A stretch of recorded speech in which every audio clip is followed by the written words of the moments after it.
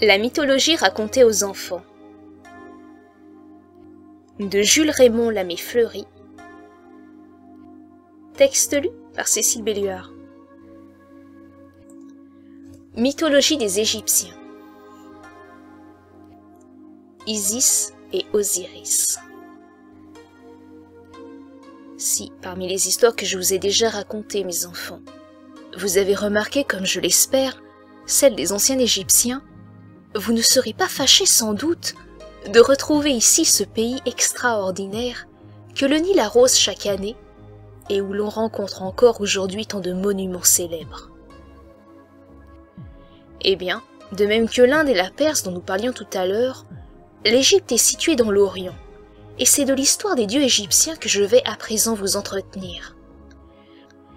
Ces dieux vous sembleront peut-être aussi fort extraordinaires par leurs figures bizarres et leurs aventures prodigieuses, mais je vous ai prévenu que j'aurais à vous raconter des choses plus incroyables que des contes de fées, et je vais tenir ma parole.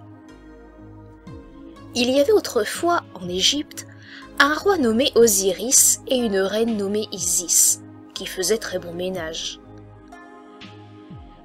Les uns disent qu'ils étaient frères et sœurs, et que, suivant l'usage du pays, on les avait mariés ensemble. Mais d'autres assurent que le roi n'avait qu'un frère nommé Typhon, qui était roux de cheveux et d'un fort mauvais caractère, et que la reine Isis était une belle princesse d'une contrée voisine qu'Osiris avait épousée. Or, ce bon prince ayant inventé la charrue et l'art de cultiver la terre, que nous nommons l'agriculture, résolut d'aller porter dans les pays environnants les bienfaits de sa découverte. Comme le Krishna des hindous, il chercha à rendre les peuples meilleurs en les rendant plus heureux.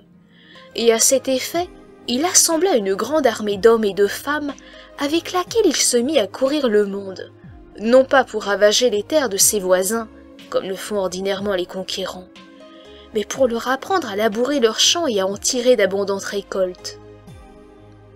Aussi, comme Osiris n'avait que de bonnes intentions, il réussit parfaitement dans tout ce qu'il entreprit et se fit des amis partout où il passa, parce que les hommes ne pouvaient lui témoigner trop de reconnaissance pour les utiles inventions qu'il leur apportait.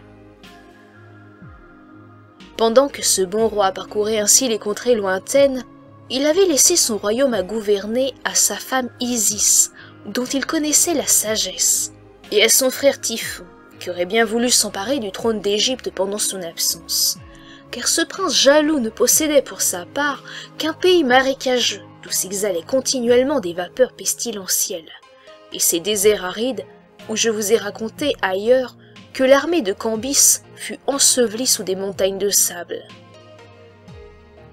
Mais Osiris, en revenant de ses voyages, fut accueilli de son peuple avec tant d'acclamations que Typhon ne put faire autrement que de lui rendre sa couronne. Cependant, ce mauvais prince, qui n'avait pas renoncé au désir de se faire roi de l'Égypte, résolut d'attirer son frère dans un piège et de le faire périr. À cet effet, peu de temps après son retour, il invita Osiris à une grande fête sous prétexte de célébrer cet heureux événement.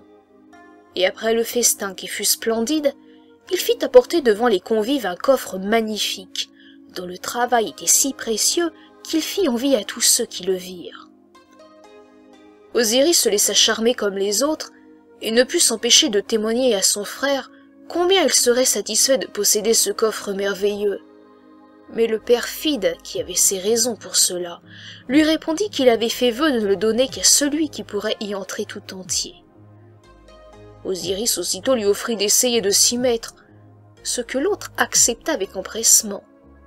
Mais à peine le bon prince fut-il placé dans ce coffre dangereux que le traître Typhon, le refermant avec force, ordonna qu'on l'enlevât et qu'on le jetât dans le Nil, ce qui fut exécuté à l'instant même. Je vous laisse à penser quelle fut la douleur de la reine Isis lorsqu'elle apprit la perfidie de Typhon et la mort de son mari. Dans son chagrin, elle se couvrit de vêtements de deuil, et abandonnant son palais et son royaume à son fils Horus, elle se mit en route pour tâcher de retrouver le coffre qui renfermait le corps d'Osiris et lui rendre les derniers devoirs. Typhon profita de son absence pour s'emparer du trône et en chasser son neveu. Or, les eaux du Nil, en descendant vers la mer, avaient entraîné le corps d'Osiris jusqu'à un lieu voisin de la ville de Byblos, en Égypte, où le coffre s'était arrêté sous une plante de lotus qui en très peu d'années devint si prodigieusement grande que le cercueil d'Osiris s'y renferma tout entier. Le roi de Byblos, ayant remarqué cette plante merveilleuse, la trouva si belle qu'il la fit couper pour en former une des colonnes de son palais. Pendant ce temps, Isis, toujours inconsolable, avait déjà parcouru bien des pays sans avoir recueilli aucune nouvelle de ce qu'elle cherchait. La plupart de ceux qu'elle rencontrait sur son chemin ne savaient ce qu'elle voulait leur dire, et les autres lui tournaient le dos sans lui répondre, car il y a beaucoup de gens qui ne s'occupent guère de consoler les affligés. Enfin, elle rencontra des enfants qui furent plus compatissants, et qui lui apprirent que l'objet qu'elle demandait avait été porté par le fleuve du côté de la ville de Byblos. La bonne Isis les remercia de grand cœur, et pour les récompenser de leur obligeance, elle leur accorda le don de la divination, c'est-à-dire la faculté de deviner tout ce qu'ils voudraient savoir, puis elle poursuivit sa route avec empressement. Elle arriva ainsi aux portes de Byblos, l'une des plus grandes cités de ce temps-là, et elle s'assit tristement au bord d'une fontaine, espérant que quelques passants charitables pourraient lui donner des renseignements sur l'objet de ses recherches. Mais elle y resta bien longtemps sans qu'il se présentât personne. Elle commençait déjà à se désoler lorsque les servants de la reine de Byblos vinrent puiser de l'eau à la fontaine, et se demandèrent entre elles ce que faisait là cette étrangère qui paraissait si affligée. Isis, qui les entendit, s'approcha d'elles, et touchant avec sa main leurs longs cheveux qu'elle portait flottants, elle répandit sur toute leur personne l'odeur d'un parfum exquis, ce qui les remplit de surprise. Cependant, ces femmes étant allées raconter à leur maîtresse le don merveilleux qu'elles avaient reçu de l'étrangère, cette princesse fut si charmée de cette découverte précieuse qu'elle pria Isis de devenir la nourrice de son fils, qui était encore tout petit. La déesse y consentit de bonne grâce, sans se faire connaître, parce qu'elle était persuadée que c'était dans ce pays-là qu'elle retrouverait le corps de son mari. Il y avait déjà quelque temps qu'Isis nourrissait le petit prince de Byblos en lui mettant son doigt dans la bouche, car elle n'avait point de lait à lui donner, et elle avait même pris tant d'affection pour cet enfant que chaque nuit elle l'environnait de flammes célestes dans l'espoir de le rendre aussi immortel. Lorsqu'elle découvrit enfin dans le palais la colonne où était enfermé le coffre d'Osiris. Aussitôt, se métamorphosant en hirondelle, elle se mit à voltiger autour de cette colonne. Mais la reine, l'ayant surprise dans cette occupation, jeta un cri si perçant en voyant son enfant, environné de flammes, qu'Isis, reprenant sa première forme, lui avoua ce qu'elle était. La reine, touchée du récit de ses malheurs, lui accorda la permission de reprendre ce coffre tant cherché, ce qu'elle fit aussitôt sans endommager la colonne qui soutenait le palais, colonne qui devint par la suite un objet sacré pour les Égyptiens.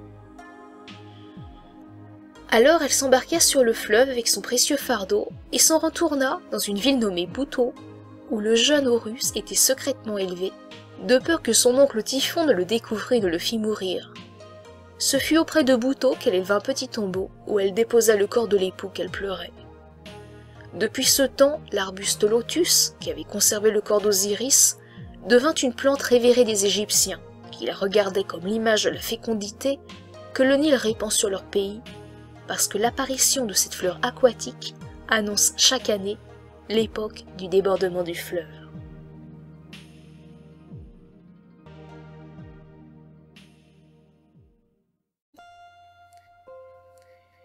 La mythologie racontée aux enfants de Jules Raymond Lamé-Fleury.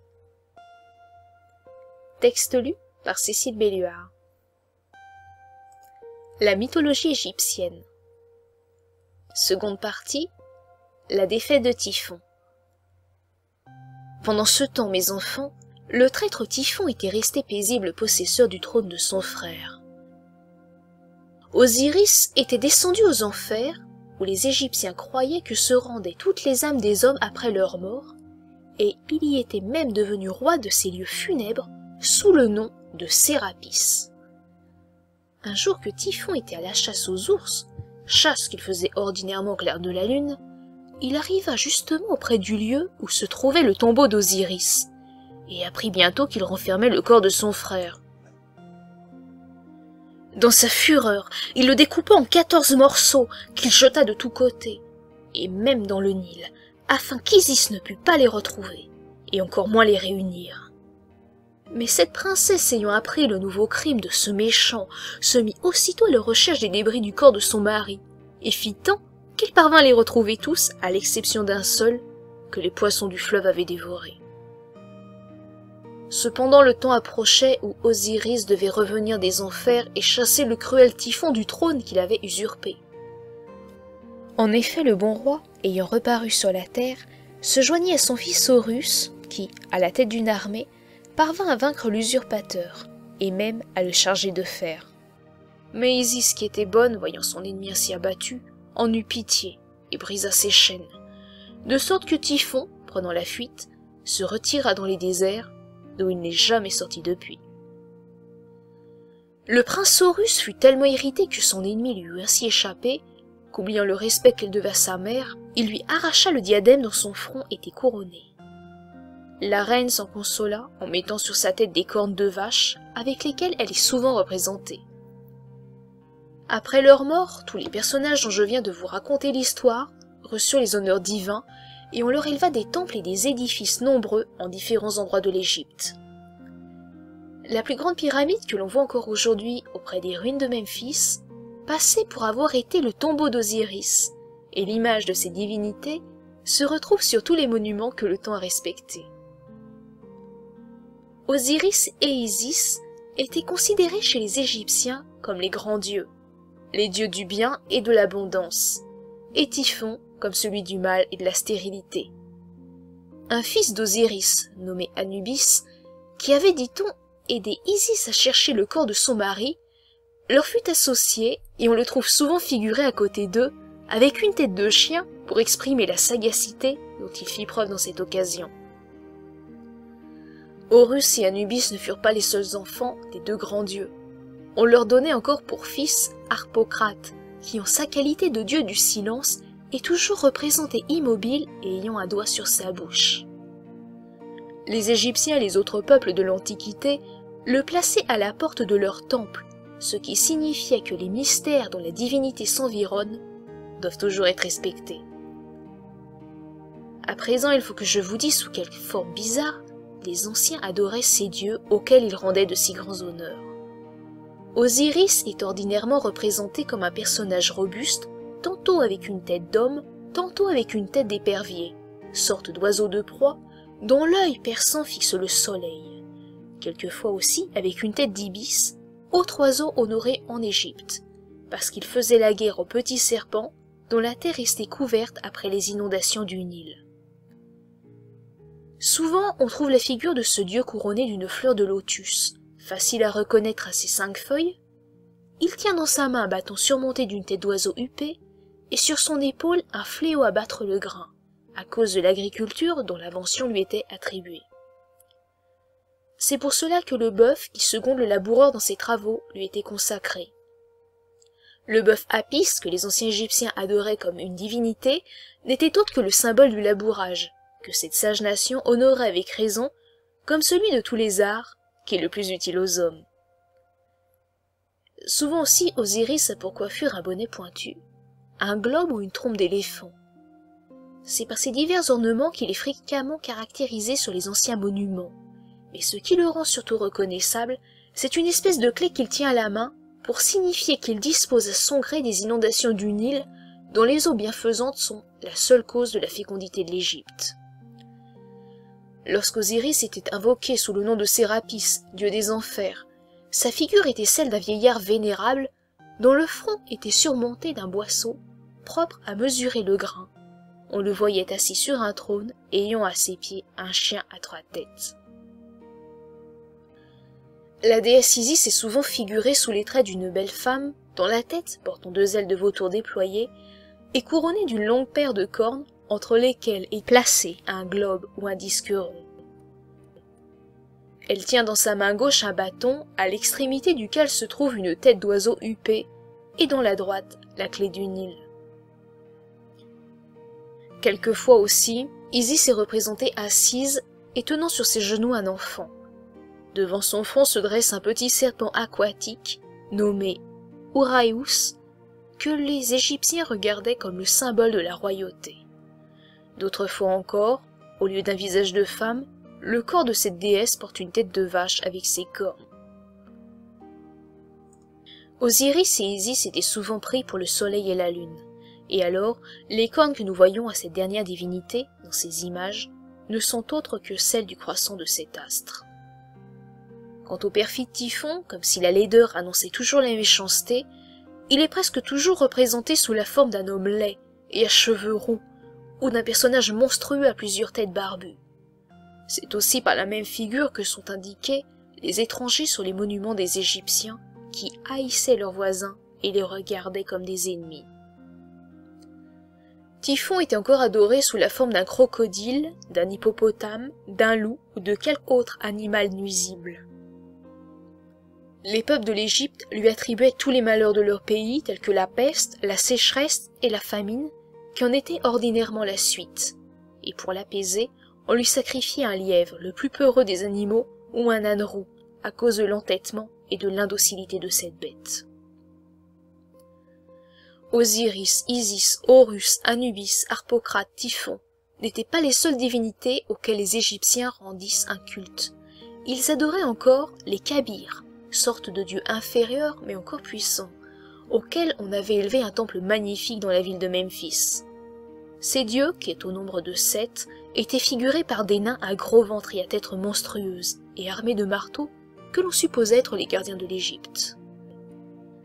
Maintenant, si quelqu'un de vous me demandait une explication de ces fables, je lui dirais qu'Osiris figurait le Nil, bienfaiteur de l'Égypte, dont sa femme Isis était l'image, et que Typhon, ce dieu malfaisant, véritable Ahriman des Égyptiens, représentait le vent d'Afrique, souffle dévorant, qui dans cette contrée dessèche les moissons et détruit l'espérance du laboureur.